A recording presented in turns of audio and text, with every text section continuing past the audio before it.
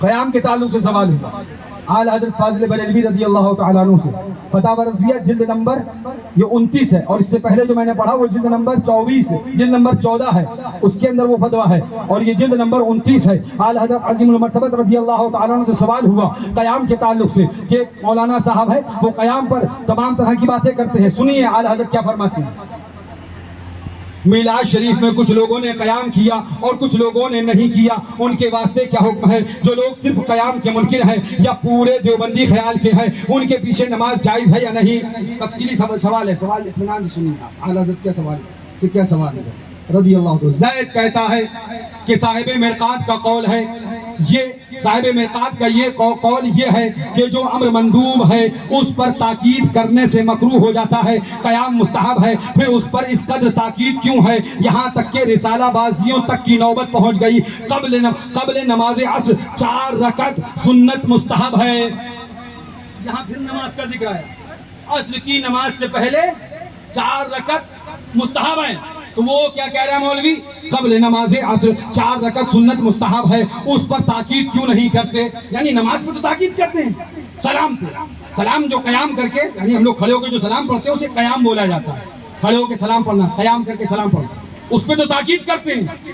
وہ مولانا کہنے لگا کہ یہ تو امر مندوب ہے، امر مستحب ہے، اور نماز عصر سے پہلے جو 4 رکعت مستحب ہیں اس پر کوئی تاکید نہیں کرتا۔ جب نماز کو لے کے آیا اس کے قیام سلام کے مقابلے میں اور کہا کہ نماز اللہ قیام پر کیا خصوصیت ہے اور قیام کرنے والوں کو کیا ثواب ملے گا اور منکر قیام کو کیا عذاب ہوگا، میلاد شریف میں کچھ لوگ نے قیام کیا اور کچھ لوگوں نے نہیں کیا، ان کے واسطے کیا حکم ہے؟ تفصیلی جواب۔ اب آئیے اعلیٰ حضرت کا جواب سنیے سوال کے بعد۔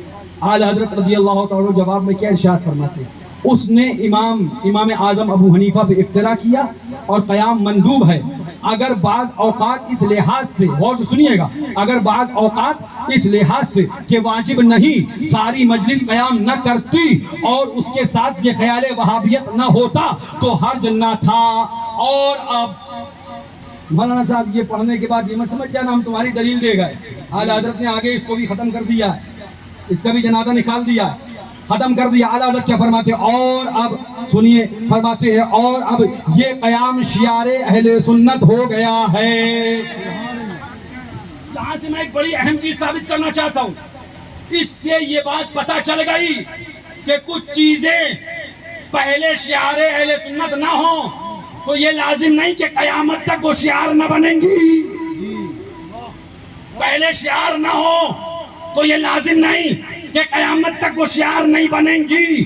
ہو سکتا ہے کچھ چیزیں پہلے اہل سنت کی پہچان نہ رہی ہو لیکن بعد میں شعار اہل سنت ہو گئی ہو، اب جب بھی وہ شعار اہل سنت ہوں گی تو وہ صرف مستحب نہیں بلکہ مؤکد ہوں گی۔ سنیے، غور سے سنیے، فرماتے ہیں اعلیٰ حضرت رضی اللہ تعالیٰ عنہ اور اب یہ قیام شعار اہل سنت ہو گیا ہے اور اس سے انکار شعار وہابیت اور شعار سنیت کا لحاظ ضرور مؤکد ہے۔ شعار سنیت کا لحاظ ضرور مؤکد ہے، ضرور اس کی تاکید کی جائے گی۔ مؤکد کسے کہتے ہیں؟ مفتی صاحب سے پوچھنا کبھی، اس کی تاکید کی جائے گی۔ میں آگے بڑھنے کی بات کرنے جا رہا ہوں۔ اس نے سوال کیا تھا نا عصر کے پہلے کے نوافل وہ بھی مستحب، قیام یہ بھی مستحب، تو قیام پر اتنی تاکید کیوں؟ عصر کے پہلے کے نوافل پہ تاکید کیوں نہیں؟ اعلیٰ حضرت اس کا جواب دینا ہے، غور سے سننا۔ اب یہ نفل کی بات ہے، نفل نماز ہے کہ نہیں ہے؟ اب سنو، اعلیٰ حضرت فرماتے ہیں اور اس سے انکار، یعنی اب یہ قیام شعار اہل سنت ہو گیا ہے اور اس سے انکار شعار وہابیت اور شعار سنیت کا لحاظ ضرور مؤکد ہے۔ عصر سے پہلے کے نوافل نہ شعار سنیت ہیں نہ ان کے ترک میں کوئی تہمت و گمراہی، نہ ان کے ترک میں کوئی تہمت گمراہی، یعنی اعلیٰ حضرت بیان فرما رہے ہیں عصر سے پہلے کے نوافل نہ شعار سنیت ہیں نہ ان کے ترک میں کوئی تہمت و گمراہی۔ آپ کو بتا دیا اعلیٰ حضرت نے چیز کو اہل سنت کا شعار بنا دیا جائے، اہل سنت کا شعار بن جائے، اہل سنت کی پہچان بن جائے، اہل سنت کی علامت بن جائے، اہل سنت کی علامت اور امتیازی نشان بن جائے، پھر اس کا رد نہیں کیا جائے گا۔ اعلیٰ حضرت کے حوالے سے اس پر تاکید کری جائے گی، اس پہ عمل کیا جائے گا۔ لہٰذا چادر چڑھانا، نظر دلانا، نیاز کرنا یہ آج سنیوں کی پہچان ہے، لہٰذا نماز بھی پڑھی جائے گی اور غوث پاک کی نیاز بھی کری جائے گی۔ بس یہیں پہ اپنی بات ختم کر کے اتنا کہوں، انشاءاللہ پھر کبھی آپ سے ملاقات